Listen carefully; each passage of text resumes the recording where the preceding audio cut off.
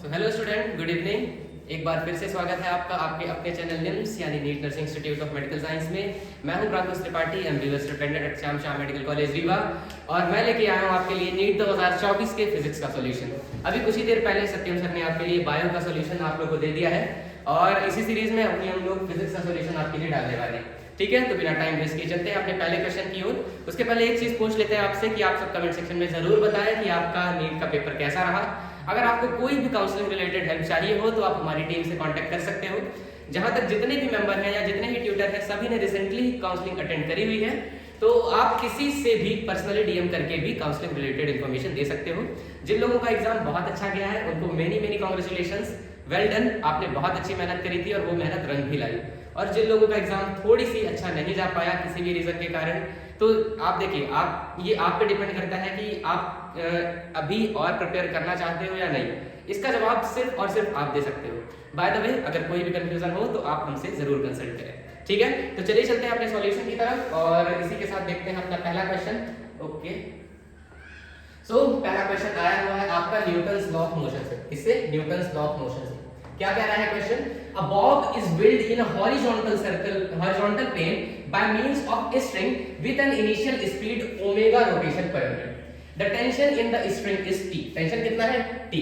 If speed become 2 omega while keeping the radius same. Speed को क्या कर दिया गया है? 2 ओमेगा, और आपकी सेम रेडियस रखी गई है, तो आपको उस वक्त पे टेंशन बतानी है। ठीक है, चलिए एक काम करते हैं, हम लोग बना लेते हैं हॉरिजॉन्टल सर्कल। कैसा circle? Horizontal circle. Horizontal circle में सेंटर पे आपने एक मास को अटैच कर दिया, और उसके साइड में मास को अटैच कर दिया। अब इस सर्कल में आप, इस हॉरिजॉन्टल सर्कल में आप इस बॉब को रिवॉल्व कर रहे हो। ठीक है, हुआ क्या है कि पहले आप इस ओमेगा एंगुलर वेलोसिटी से रिवॉल्व कर रहे थे। अब किस एंगुलर वेलोसिटी से? इस ओमेगा एंगुलर वेलोसिटी को आपने अब कर दिया है 2 ओमेगा। ठीक है, अब एक बात बताइएगा, पहले टेंशन मान लीजिए t था, तो अब आपको नए टेंशन की वैल्यू बतानी है। अब एक बात बताइएगा, आपका जो सेंट्रीपिटल फोर्स है वही तो है टेंशन, और टेंशन इज, तो क्या हो जाएगा? टेंशन इज इक्वल टू हो जाएगा mr ओमेगा स्क्वायर हो जाएगा। तो आप ये कह सकते हो ना कि tension is directly proportional to omega square, कह सकते हो। तो हम लोग एक पेज ऐड करते हैं और दिखते हैं क्या हो जाएगा। t2 upon t1 is equal to omega 2 upon omega 1 का स्क्वायर। ठीक है, ओमेगा 2 कितना है? 2 टाइम्स ऑफ ओमेगा। ओमेगा 1 तो ओमेगा था ही, और इन दोनों का कर देते हैं स्क्वायर, तो ये हो जाएगा आपका 2 का स्क्वायर। ठीक है, तो t2 क्या हो जाएगा? t2 इज इक्वल टू हो जाएगा 4, it is 4 times of t1। t2 हो जाएगा आपका 4 टाइम्स ऑफ t1, या फिर अगर टेंशन हम लोगों ने यहाँ पे t डैश बोला था तो ये हो जाएगा 4 टाइम्स ऑफ t। तो आपका करेक्ट ऑप्शन हो जाएगा 4 टाइम्स ऑफ t, जो कि दिया गया है आपके ऑप्शन नंबर 2। ठीक है, होपफुली ये क्वेश्चन आपको प्रॉपर्ली समझ आ गया होगा। चलते हैं अगले क्वेश्चन की तरफ, और क्या कह रहा है अगला question? Particle moving with uniform speed in a circular path maintain constant velocity, constant acceleration, constant velocity but varying acceleration, varying velocity and varying acceleration. ठीक है, तो अगर पार्टिकल यूनिफॉर्म स्पीड से चल रहा है, मतलब वो यूनिफॉर्म सर्कुलर मोशन परफॉर्म कर रहा है, और यूनिफॉर्म सर्कुलर मोशन परफॉर्म करने में मान लीजिए हम 2 पॉइंट ले लेते हैं, ये पॉइंट और ये पॉइंट। एक बात बताइए, अगर वो एंटी क्लॉकवाइज मूव कर रहा है तो इस पॉइंट पर इसकी वेलोसिटी ये है, इसकी वेलोसिटी ये है, तो वेलोसिटी जो है उसका मैग्नीट्यूड भले ही कांस्टेंट हो पर डायरेक्शन चेंज हो रही है, तो वेलोसिटी जो है वो क्या कर रही है? वो तो वेरी कर रही है। और सिमिलरली वाली एक्सेलरेशन देखेंगे तो ए सेंट्रीपिटल की वैल्यू यहाँ पर क्या है? ये। ए सेंट्रीपिटल की वैल्यू यहाँ पर क्या है? ये। तो सेंट्रीपिटल एक्सेलरेशन की वैल्यू भी लगातार वेरी कर रही है, तो आप ये कह सकते हो कि एक्सेलरेशन भी आपका वेरी कर रहा है। वैसे तो ये प्रीवियस क्वेश्चन है, आपने पहले भी देख रखा होगा, और इसका ऑप्शन हो जाएगा option number 4, varying velocity and varying acceleration. ठीक है, चलते हैं अगले क्वेश्चन की ओर। अगला क्वेश्चन है आपका लॉजिक गेट से, है ना, सेमीकंडक्टर से ये क्वेश्चन है। क्या कह रहा है? Logic circuit provide the output Y as per the following truth table. ठीक है, तो क्या बोल रहा है कि आपका ये जो लॉजिक गेट है, यहाँ पर आपको A और B, ठीक है, ये तो आपका आउटपुट होता है। देखिएगा, आपका जो आउटपुट है, देखिए 0 और 0 मिले तो 1, 0 और 1 मिले तो भी 1। अच्छा, आप देखोगे कि जो बाई है वो B का उल्टा है, मतलब आप यहाँ पर ये कह सकते हो Y is equals to B bar, Y is equals to B bar. चलिए एक बार मिलाते हैं। The expression for output Y is, हमें डायरेक्टली दिख गया, देखिए Y is equals to B bar. देखिए 0 से 1, 1 से 0, 0 से 1, 1 से 0, बाई B बार है, तो आप यहाँ पर डायरेक्टली आपको इस ऑप्शन में मिल भी गया। ठीक है, चलते हैं अगले क्वेश्चन की तरफ। अगला क्वेश्चन आया है आपका, ठीक है, सोलेनॉइड है, मतलब कि आप कह सकते हो कि AC, या फिर अच्छा ये हमारी In a given diagram, a strong bar magnet is moving toward the solenoid 2 from solenoid 1. ये bar magnet solenoid 2 की तरफ जा रहा है. The direction of induced current in the solenoid 1 and that of solenoid 2. हमें induced current की direction बतानी है solenoid 1 और solenoid 2 में. एक बात बताइएगा, जब ये वाला इधर जाएगा तो आपके मैग्नेटिक फील्ड की डायरेक्शन क्या होगी? ये मैग्नेटिक फील्ड की डायरेक्शन क्या होती है? मैग्नेटिक फील्ड नॉर्थ एंड से निकलती है और साउथ की तरफ अंदर जाती है. अगर ये वाला मैग्नेट इधर जा रहा होगा तो इसका फाई क्या हो रहा होगा? इसका फ्लक्स इंक्रीज करेगा, और फ्लक्स इंक्रीज करेगा तो अकॉर्डिंग टू लेंज लॉ ये फ्लक्स को डिक्रीज करना चाहेगा. अगर फ्लक्स को डिक्रीज करना चाहेगा तो करंट की डायरेक्शन क्या होगी? इंड्यूस्ड करंट की डायरेक्शन ऐसी होगी कि वो फ्लक्स को डिक्रीज करे. और फ्लक्स को डिक्रीज कब करेगा? जब मैग्नेटिक फील्ड की डायरेक्शन के अपोजिट हो जाए. कब हो जाएगा? जब आपकी डायरेक्शन इधर से इधर हो, मतलब डी से सी की तरफ. किधर? D to C. DC होनी चाहिए आपकी डायरेक्शन सोलेनॉइड 2 में. अब एक बात बताइए, इससे दूर जा रहा है तो ये क्या चाहेगा? मतलब इसका मैग्नेटिक फ्लक्स तो डिक्रीज हो रहा होगा. फ्लक्स डिक्रीज हो रहा होगा तो इसे पास करने की कोशिश करेगा. मतलब इसका करंट का डायरेक्शन क्लॉकवाइज होगा. क्लॉकवाइज डायरेक्शन मतलब AB. तो दूसरे वाले का डायरेक्शन क्या होगा आपका? AB. तो AB एंड DC दिया गया आपके ऑप्शन नंबर A में, जो कि बिल्कुल करेक्ट ऑप्शन हो जाएगा. ठीक है, होपफुली ये क्वेश्चन की प्रॉपर्ली समझ आया होगा आपको. देखते हैं अगला क्वेश्चन आया है आपका. ठीक है, असर्शन एंड रीजन वाला क्वेश्चन है आपका. क्या कह रहा है इस क्वेश्चन में? इस क्वेश्चन में कहा गया है, ठीक है, the potential V at any axial point at 2 metre distance from the centre of the dipole moment vector P of magnitude 4 × 10 to the power -6 okay coulomb into metre is 9 × 10 to the power -3 volt. ठीक है, तो आपसे बोला गया है कि ऐसा कुछ आएगा या नहीं. आपको पता है कि एक्सियल पोजीशन पर जो फार्मूला निकल के आता है वो क्या निकल के आता है पोटेंशियल का? वो निकल के आता है Kp/r² आता है. K की वैल्यू कितनी हो जाएगी? K की वैल्यू हो जाती है आपकी 9 × 10 to the power 9. P की वैल्यू यहां पर कितनी दी गई है? P की वैल्यू दी गई है आपको 4 × 10 to the power -6. 4 × 10 to the power -6 upon r². आपको पता है कि दोनों के बीच की डिस्टेंस कितनी है? ओके, दोनों के बीच की डिस्टेंस एक बार देख लेते हैं. The potential get okay distance is 2 metre. Distance between is 2 metre. तो ये हो जाएगा आपका 2 का स्क्वायर. 2 का स्क्वायर मतलब 4. ठीक है, 2 का स्क्वायर. तो 2 के स्क्वायर को हम इससे डायरेक्टली कट कर देते हैं. तो आपका क्या बचा? 9 × 10 to the power -3. 9 × 10 to the power -3. 9 × 10 to the power -3 दिया गया है. बिल्कुल 9 × 10 to the power -3 यहां पर निकला है. मतलब आपका असर्शन जो है वो बिल्कुल करेक्ट है. असर्शन तो आपका करेक्ट है. आगे देखते हैं रीजन. V = ±2p/4πε0r². नहीं, फार्मूला ये तो बिल्कुल नहीं होता. आपको पता है फार्मूला हम लोगों ने क्या पढ़ा है? r is the distance at axial point situated 2 metre from the center of dipole. नहीं, आपका जो फार्मूला अभी हम लोगों ने तो देखा क्या होता है? वो होता है आपका Kp/r². मतलब अगर आप K की वैल्यू रखोगे तो P/4πε0 r². ये होता है फार्मूला, ना कि 2p. तो रीजन तो आपका गलत हो जाएगा. तो assertion is true, reason is false. Option number 3 आपका करेक्ट ऑप्शन हो जाएगा. ठीक है, होपफुली समझ आ गया होगा आपको. चलते हैं अगले में. क्या लिखा है? Match list 1 and list 2. ठीक है, आपको पता है. और यहाँ पर क्या बोला गया? ससेप्टिबिलिटी. डायमैग्नेटिक की ससेप्टिबिलिटी क्या होती है आपका? डायमैग्नेटिक की ससेप्टिबिलिटी होती है मतलब 0 और 1 के बीच में. ठीक है, एक बार मिला लेते हैं ना, फर्स्ट का सेकंड. मतलब आपका ये दोनों तो गलत हो गया, इन दोनों में करेक्ट होगा. ठीक है, एक और मिला लेते हैं. नॉन मैग्नेटिक की ससेप्टिबिलिटी कितनी होती है? 0. ये तो ये आ जाएगा आपके डी वाले के लिए, हो जाएगा आपके ए वाले के लिए. डी का फर्स्ट इसमें दिया है. ठीक है, तो ऑप्शन नंबर ए आपका करेक्ट हो जाएगा. ठीक है, चलते हैं अगले क्वेश्चन की तरफ. अगला क्वेश्चन आया है आपका okay in uniform magnetic field of okay ठीक है. तो ये क्वेश्चन आया है आपका मैग्नेटिज्म से. In uniform magnetic field of 0.049 tesla a magnetic needle perform 20 oscillation in 5 second as shown. The moment of inertia of needle is 9.8 × 10 to the power -6 kg × meter square. Moment of inertia की value यहाँ पर लिखी गई है. If magnitude of magnetic moment for the needle is x × 10 to the power -5, then value of x is. Magnitude of magnetic moment की value आपको इस question में निकालने के लिए बोला हुआ है. ठीक है, तो आपको सबसे पहले क्या निकाल देना है? आपको सबसे पहले यहाँ पर निकाल देना है टाइम पीरियड. क्यों? क्योंकि हमारा फार्मूला जो है मैग्नेटिक मोमेंट का, जस्ट वेट, पहले निकालते हैं हम लोग time period. Time period equal to क्या हो जाता है? 1/f. और आपसे क्वेश्चन में बोला गया है कि वो कंप्लीट करता है आपका 20 ऑसिलेशन इन 5 सेकंड. तो आप यहां पर क्या लिख दोगे? 20/5. तो 20/5 क्या हो जाएगा? 1/4. तो टाइम की वैल्यू आपकी निकल के आ गई है 1/4। इसमें कोई कंफ्यूजन? टाइम की वैल्यू कितनी निकल के आ गई हमारी? वो निकल के आ गई 1/4। अब टाइम पीरियड पता होता है आपको। टाइम पीरियड का फार्मूला क्या होता है? टाइम पीरियड का फार्मूला हो जाता है 1/√2 पाई। टाइम पीरियड का फार्मूला हो जाता है 1/2 पाई into √i/mb। जस्ट वेट, ठीक है। हाँ, time period is equal to 2 pi √i/mb। चलिए आगे सॉल्व करते हैं। यहाँ पर थोड़ी जगह की प्रॉब्लम है, ठीक है। टाइम पीरियड का फार्मूला हो जाता है हमारे पास 2 पाई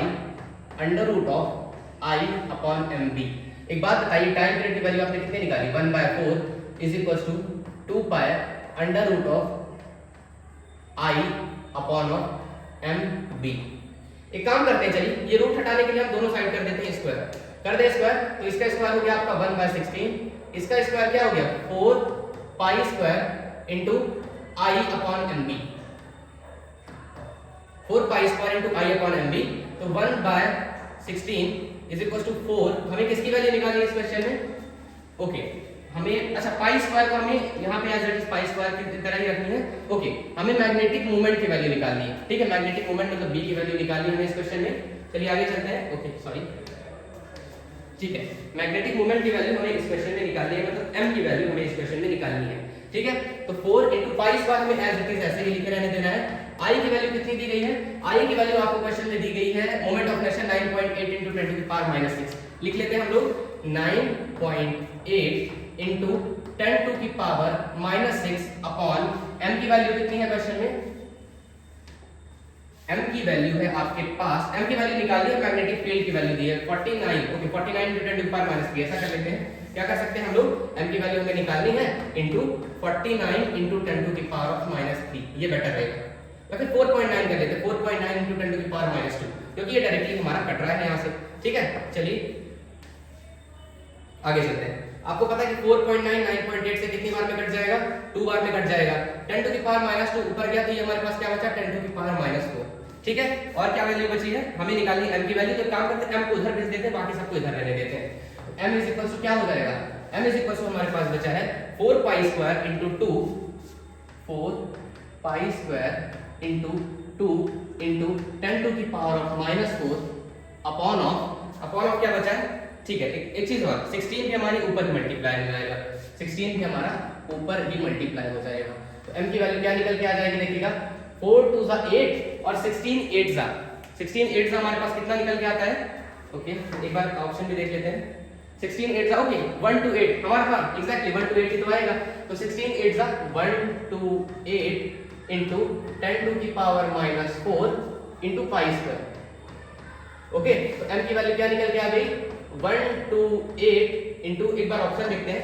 अच्छा, हमें क्वेश्चन में बोला गया है कि x into 10⁻⁻5 ampere into metre square के फॉर्म में निकालनी है, ठीक है। तो अगर हम x के फॉर्म में निकालें, ठीक है, तो 128 into 10⁻⁻5 है। अगर हम लोग एक काम करते हैं ना, m की वैल्यू यहाँ पे क्या लिख देते हैं?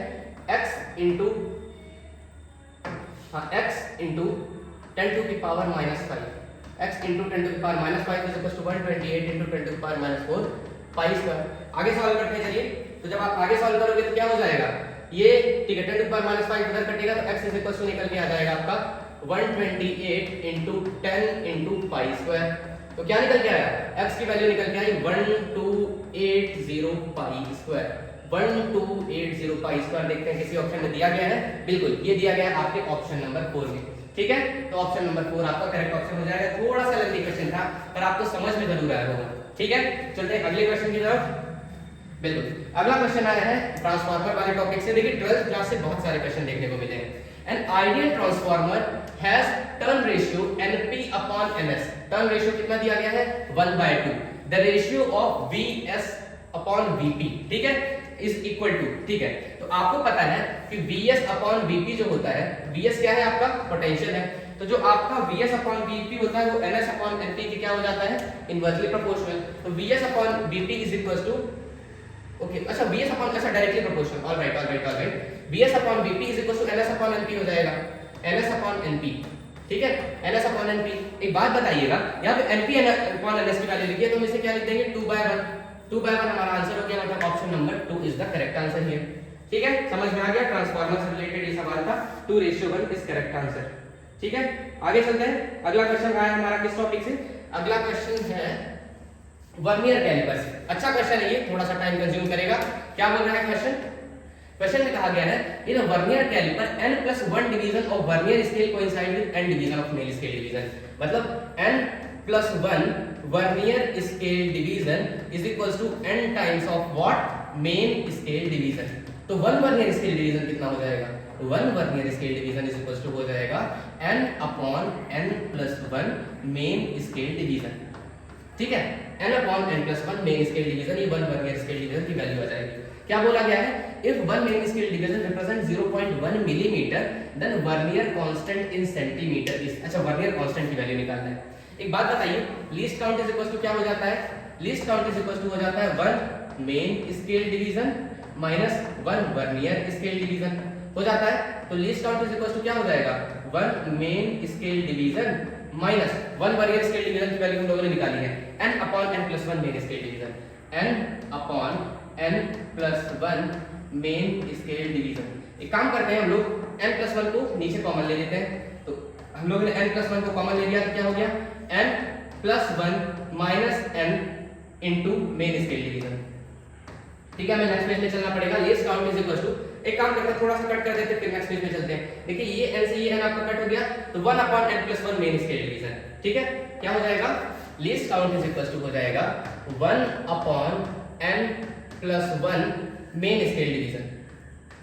अब एक बात बताइएगा मुझे, 1 main scale division is equal to कितना है? आपको वो वैल्यू किसमें निकालनी है? सेंटीमीटर में निकालनी है। आपको पता है कि जो आपका 1 मेन स्केल डिवीजन है, मैं वही लिख देता हूं, अगले पेज में वो ज्यादा बेटर रहेगा। 1 main scale division is equal to हो जाएगा आपके पास 0.1 मिलीमीटर, 0.1 मिलीमीटर। अगर हम सेंटीमीटर में कन्वर्ट करें तो क्या हो जाएगा? 1 main scale division is equal to 0.01, या फिर आप कह सकते हो 1/100 सेंटीमीटर कह सकते हो ना। तो हम लोग 1 मेन स्केल डिवीजन को 1/100 सेंटीमीटर लिख देंगे। तो 1/n+1 और इनटू 1 मेन स्केल डिवीजन मतलब 1/100। ठीक है, तो least count is equal to क्या निकल के आएगा? 1/100 इनटू n+1, 1/100 इनटू n+1। देखते हैं ये किसी ऑप्शन में दिया गया है या नहीं। बिल्कुल, ये दिया गया है आपके, ये दिया गया है आपके ऑप्शन नंबर 2 में। ठीक है, ये आपका वर्नियर कैलिपर से सवाल था। जब मैंने इंपॉर्टेंट क्वेश्चंस बताए थे तो मैंने कहा था कि इंस्ट्रूमेंट से एक क्वेश्चन जरूर आता है। और देखिए यहाँ पे वर्नियर कैलिपर का एक आसान सा सवाल है, करीब करीब प्रीवियस ईयर ऐसे भी क्वेश्चन आए हुए हैं, है ना। तो आपने ऐसे क्वेश्चन पहले से भी जरूर कर रखे होंगे। आगे चलते हैं, अगला क्वेश्चन है horizontal force of 10 newton is applied to a block A. आपने कितना फोर्स लगाया? 10 newton is applied to a block A as shown in figure.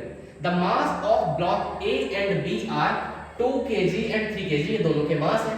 The block slide over frictionless surface, frictionless surface में वो दोनों block slide कर रहे हैं। So the force exerted on block A, sorry force exerted by block A on block B. साफ सी बात है, दोनों के बीच में नॉर्मल डायरेक्शन फोर्स निकालना है। तो नॉर्मल डायरेक्शन निकालने के लिए पहले हम एक काम करते हैं ना, दोनों के बीच में एक्सेलरेशन निकाल लेते हैं। एक्सेलरेशन इज इक्वल टू क्या होता है? a net is equal to क्या हो जाता है? f net upon m net, f net upon m net। इसकी ट्रिक भी हमने आपको बताई थी। f net की वैल्यू कितनी हो जाएगी? आपने 10 न्यूटन का फोर्स लगाया तो f net की वैल्यू हो जाएगी 10। m net की वैल्यू कितनी हो जाएगी? 2 + 3 मतलब 10/5। 10/5 मतलब कितना हो जाएगा? 2 मीटर पर सेकंड स्क्वायर। भैया हम लोगों ने क्या निकाला है? एक्सेलरेशन निकाला है। अब एक काम करिए, दोनों के बीच में नॉर्मल डायरेक्शन निकालना है तो आप किसी एक की फ्री बॉडी डायग्राम बना दीजिए। ठीक है, एक काम करते हैं, मैं अभी छोटे वाले का फ्री बॉडी डायग्राम बना रहा हूं। ठीक है, ये 2 kg है, इस पर इधर से आपने क्या लगाया? 10 न्यूटन का फोर्स लगाया। ठीक है, अब एक बात बताइए, इसका एक्सेलरेशन किधर होगा? इसका एक्सेलरेशन इधर होगा। ठीक है, और इस पर नॉर्मल डायरेक्शन किधर लग रहा होगा? इधर, है ना। तो आप ऐसा कर सकते हो कि ओके, इधर लग रहा होगा आपका नॉर्मल डायरेक्शन। तो अगर हम लोग इसका इक्वेशन बनाएं तो क्या हो जाएगा? 10 - n = ma। ये हो जाएगा 10 - n = ma, मतलब 10 - n मास है इसका 2 और एक्सेलरेशन भी है हमारा 2। एक्सेलरेशन भी है हमारा कितना? एक्सेलरेशन है हमारा 2। तो n की वैल्यू कितनी निकल के आएगी? n की वैल्यू निकल के आएगी 10 - 4, तो n की वैल्यू निकल के आ जाएगी 6 न्यूटन। n की वैल्यू कितनी निकल के आ जाएगी? 6 न्यूटन। ये n जो है ये आपका एस्पेक्ट में नॉर्मल है। n जो है वो हमारा क्या है? वो है हमारा नॉर्मल। तो n की वैल्यू आ गई 6 न्यूटन, मतलब ऑप्शन नंबर 3 आपका करेक्ट ऑप्शन हो गया। चलिए अगले क्वेश्चन की तरफ। अगला क्वेश्चन आया है हमारा, ठीक है, ये हमारा एसएचएल से क्वेश्चन देखने को मिला है। ठीक है, क्या है? if x is equals to 5 sin pi t plus pi by 3 m represent the motion of a particle executing simple harmonic motion। Particle simple harmonic motion कर रहा है, तो आपको एक तो एम्पलीट्यूड बताना है और दूसरा टाइम पीरियड बताना है आपके मोशन का। एम्पलीट्यूड तो आपको साफ साफ दिख रहा है, आपका इक्वेशन है x is equals to 5 sin क्या लिखा है पाई t plus pi by 3, pi t plus pi by 3, ठीक है। तो अगर आपको एम्पलीट्यूड निकालना है तो एम्पलीट्यूड ये निकल के आ गया, एम्पलीट्यूड इज इक्वल टू निकल के आ गया आपका 5 मीटर। दूसरा निकालना है टाइम पीरियड, टाइम पीरियड का आपको फार्मूला पता है 2 पाई बाय ओमेगा, और ओमेगा की वैल्यू यहां पर कितनी दी गई है, ओमेगा की वैल्यू है आपकी पाई, तो ओमेगा की वैल्यू पाई है, यहां पर रख दीजिए is equal to 2 pi upon omega की वैल्यू हो गई पाई, ये पाई से हमारा ये पाई कैंसिल हो गया, तो टाइम इज इक्वल टू निकल के आ गया आपका कितना, टाइम इज इक्वल टू निकल के आ गया 2 सेकंड, जो कि दिया गया है आपके 5 मीटर और 2 सेकंड, ऑप्शन नंबर बी में दिया गया है, ठीक है। एसएचएम का कितना आसान सा क्वेश्चन है। देखिए फिजिक्स थोड़ी सी लंबी थी, कुछ क्वेश्चन डिफिकल्ट थे, पर सारी फिजिक्स डिफिकल्ट नहीं थी। जैसे 7 क्वेश्चन हम लोगों ने देखा वो थोड़ी डिफिकल्ट था, पर बाकी और क्वेश्चन आसान भी तो थे, है ना। चलते हैं आगे, ठीक है। ये थोड़ी सी ठीक है, क्या कह रहा है क्वेश्चन, चलिए देख लेते हैं एक बार। The terminal voltage of a battery whose EMF is 10 volt, ठीक है। बैटरी का ईएमएफ कितना बोला गया है 10 volt and internal resistance is 1 ohm when connected through external resistance of 4 ohm, external resistance 4 ohm से कनेक्ट किया गया इन द फिगर, ठीक है। आपको टर्मिनल वोल्टेज बताना है इस क्वेश्चन में, क्या बताना है टर्मिनल वोल्टेज, ठीक है। एक काम करते हैं, सबसे पहले करंट निकाल लेंगे, उसके बाद हम टर्मिनल वोल्टेज निकालेंगे। I इज इक्वल टू क्या आता है, I is equal to V upon R, यहाँ पे इंटरनल रेजिस्टेंस है तो R प्लस स्मॉल r भी करना पड़ेगा आपको। पोटेंशियल इज इक्वल टू कितना दिया गया है 10 वोल्ट अपॉन रेजिस्टेंस कितना है, पहला है 4 ओम, दूसरा है 1 ओम, तो 4 प्लस 1 मतलब आपकी I की वैल्यू निकल के आ गई है, वो यही है 10 बाय 5 मतलब 2 एम्पीयर। करंट की वैल्यू कितने निकल के आई 2 एम्पीयर निकल के आ गई, इतने में कोई डाउट, ठीक। तो करंट की वैल्यू हम लोगों ने निकाली 2 एम्पीयर। आपको निकालना है टर्मिनल वोल्टेज V टर्मिनल, तो टर्मिनल इक्वल टू क्या आ जाता है E minus I into R, I into small r, ठीक है। तो V टर्मिनल इक्वल टू क्या आ जाएगा, E की वैल्यू कितनी थी आपकी 10 वोल्ट, I की वैल्यू आपने निकाली 2 एम्पीयर और करंट है आपका सॉरी रेजिस्टेंस है आपका 1 ओम, स्मॉल r की बात कर रहा है ये, तो V टर्मिनल कितना निकल के आ गया 10 माइनस 2 मतलब 8 वोल्ट, 8 वोल्ट, ठीक है। आसान सा क्वेश्चन था आपका, इंटरनल रेजिस्टेंस यहां पर दिया गया था, तो आप पहले करंट निकालो और करंट के बाद टर्मिनल वोल्टेज निकालो। बहुत आसान सा, बहुत जनरली यूज फार्मूला है आपका। कौन सा ऑप्शन करेक्ट हो जाएगा, ऑप्शन नंबर 3 8 वोल्ट, ठीक है। होपफुली आपने अभी तक स्क्रीनशॉट ले लिया होगा। 12 क्वेश्चन हम कंप्लीट कर चुके हैं। चलते हैं अगले क्वेश्चन की तरफ। अगला क्वेश्चन क्या कह रहा है, atom are electrically neutral as they contain equal number of positive and negative charge. Electrically neutral होते हैं क्योंकि equal number of positive and negative charge होते हैं, बिल्कुल सही बात है।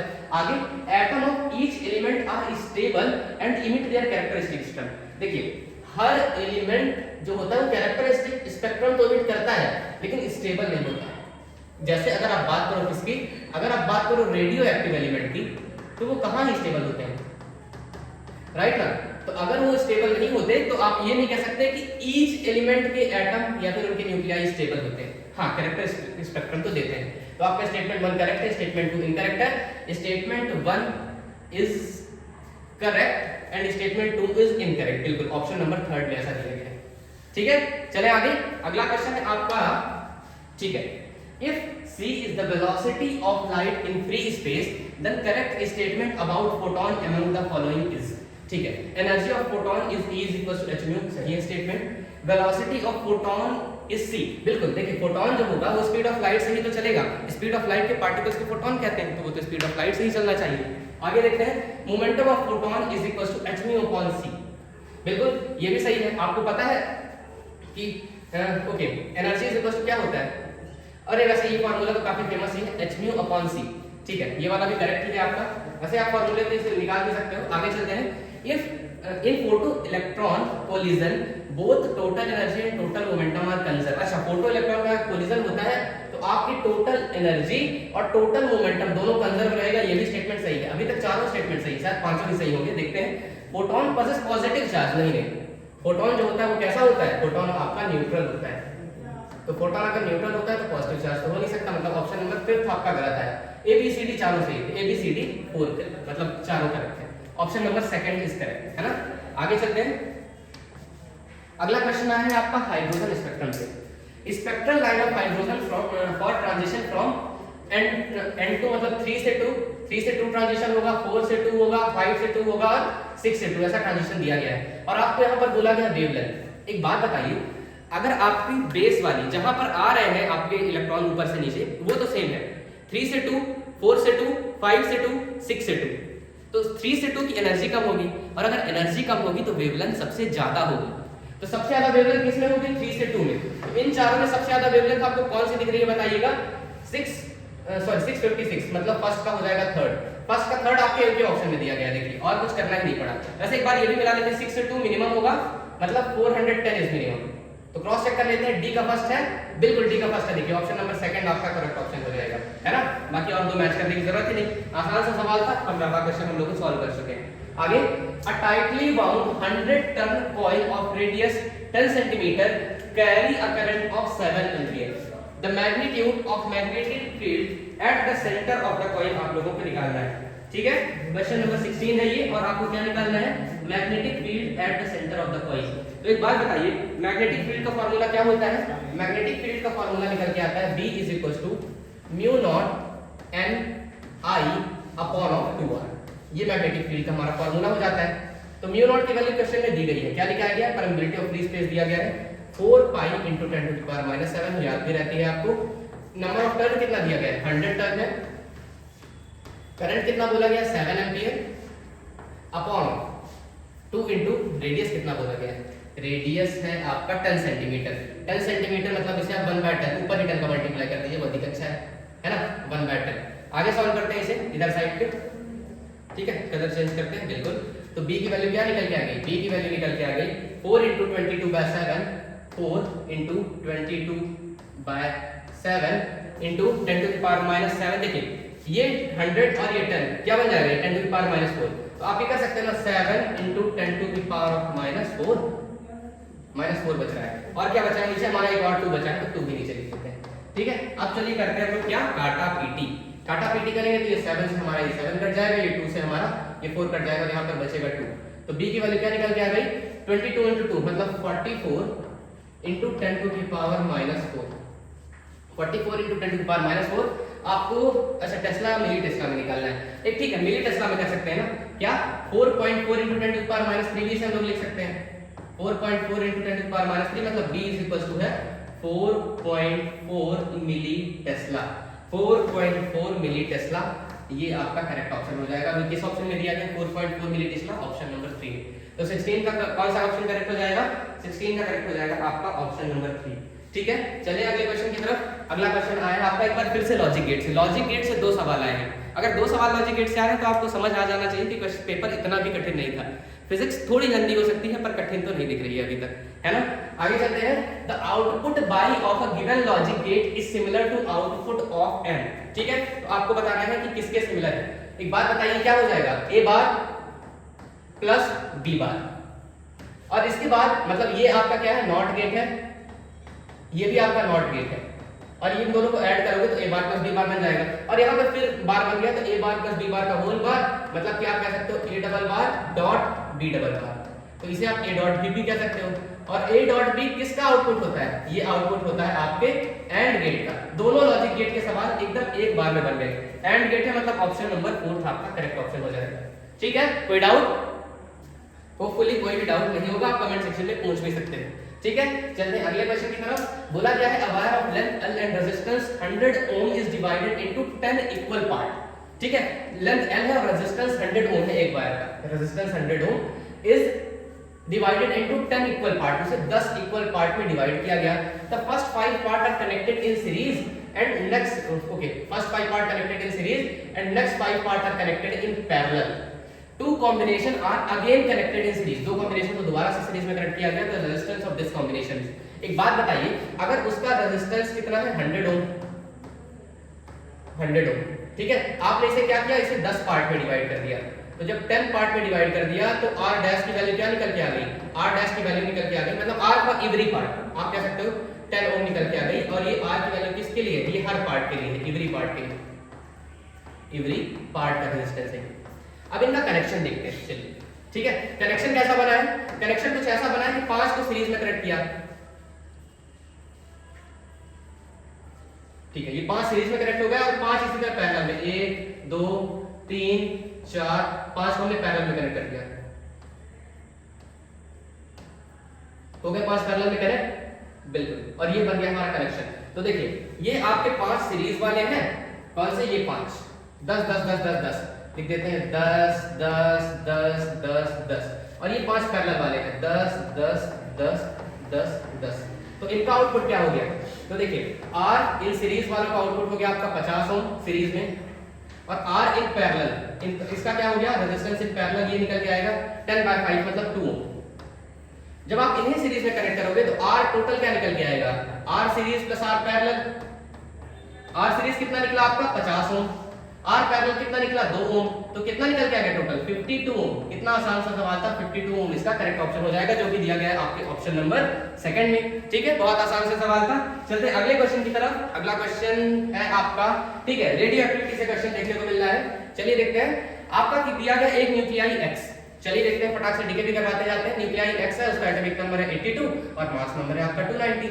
मान लीजिए जब होता है अल्फा डीके, तो अल्फा डीके में क्या होता है, हीलियम का न्यूक्लियाई निकलता है, और हीलियम का जब न्यूक्लियाई निकलेगा तो आपको पता है कि इसका एटॉमिक नंबर 2 कम हो जाएगा, मतलब हो जाएगा 80, और एटॉमिक मास 4 कम हो जाएगा, मतलब हो जाएगा आपका 286। अब निकला है आपका एक E पॉजिटिव, ठीक है, मतलब बीटा पॉजिटिव डीके है, और बीटा पॉजिटिव डीके में क्या होता है, आपका एटॉमिक नंबर 1 घट जाता है। एटॉमिक नंबर 1 घट जाएगा तो ये हो जाएगा आपका 79, और ये हो जाएगा कितना, ये तो नॉर्मल ही रहेगा, मतलब 286। आगे देखते हैं, आपका एक बीटा नेगेटिव है। अब बीटा नेगेटिव डीके जब होगा तो बीटा नेगेटिव में क्या होता है, आपका एटॉमिक नंबर 1 बढ़ जाता है, तो ये हो जाएगा आपका कितना, ये हो जाएगा आपका 80, और ये हो जाएगा आपका 286। हम लोग चाहते हैं तो इन दोनों को कट भी कर सकते थे, बीटा पॉजिटिव और एक बीटा नेगेटिव। आगे चलते हैं, फिर से एक बीटा नेगेटिव डीके आया, बीटा नेगेटिव तो फिर से ये 1 बढ़ जाएगा, 1 बढ़ जाएगा, मतलब ये हो जाएगा 81, और ये हो जाएगा आपका 286।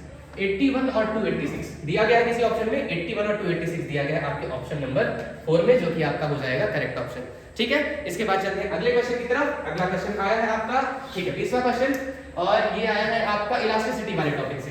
ठीक है, the maximum elongation of a steel wire of length 1 metre if the elastic limit of the steel and its Young modulus respectively are, okay, आपकी जो इलास्टिक लिमिट बताई गई है वो है आपकी 8 × 10⁸ न्यूटन × मीटर स्क्वायर। यूनिट से ही आपको समझ में आ रहा है कि स्ट्रेस दिया हुआ है।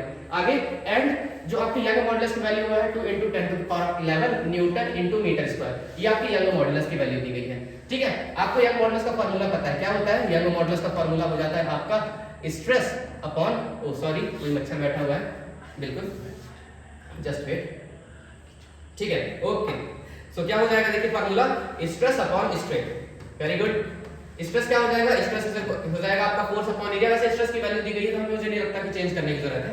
स्ट्रेस हो जाएगा आपका फोर्स अपॉन एरिया, और स्ट्रेन क्या हो जाएगा, change in length upon original length. ठीक है, आगे सॉल्व करते हैं, तो इसे हम लोग ऐसा लिख सकते हैं, force into length upon area into delta L. और आपको क्वेश्चन में क्या बोला गया है, आपको बोला गया मैक्सिमम इलोंगेशन निकालना है। मैक्सिमम इलोंगेशन निकालना है मतलब डेल्टा एल की वैल्यू निकालनी है। तो चलिए निकाल देते हैं डेल्टा एल की वैल्यू। डेल्टा एल की वैल्यू हो जाएगी F into L upon A into by.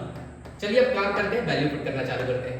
ठीक है, आपको पता है कि स्ट्रेस की वैल्यू दी गई है, तो आप फोर्स अपॉन एरिया की वैल्यू साथ में मिला के लिख दीजिए। क्या है वो है 8 इंटू 10⁸ 8 इंटू लेंथ कितना दिया गया है, लेंथ आपको इस पास दिया गया है 1 मीटर है वायर का, तो वहां पे आप लिख दीजिए 1 अपॉन यंग मॉडुलस है 2 इंटू 10⁻11 2 इंटू 10⁻11।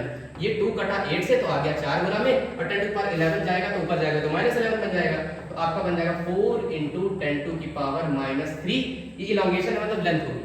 और आपको मिलीमीटर में निकालना है तो आप कह दोगे 4 मिलीमीटर आपका ऑप्शन हो जाएगा। इस पर दिख रहा है ऑप्शन नंबर ए करेक्ट है। क्या है आपका 4 millimetre is your correct answer. ठीक है, कोई डाउट, क्वेश्चन नंबर 20 भी आपने सॉल्व कर लिया है। चलते अगले क्वेश्चन की तरफ। अगला ओके, सो अभी हम इसे नेक्स्ट पार्ट में शूट कर लेंगे, थोड़ा टेक्निकल इशू के कारण हमें ये लेक्चर ऑफ करना पड़ रहा है। सो हम जल्द मिलेंगे और हम चाहेंगे कि आप हमसे कनेक्टेड रहें, बहुत जल्दी आपको आगे भी वीडियो सॉल्यूशंस मिल जाएंगे। This is all about the video, thank you.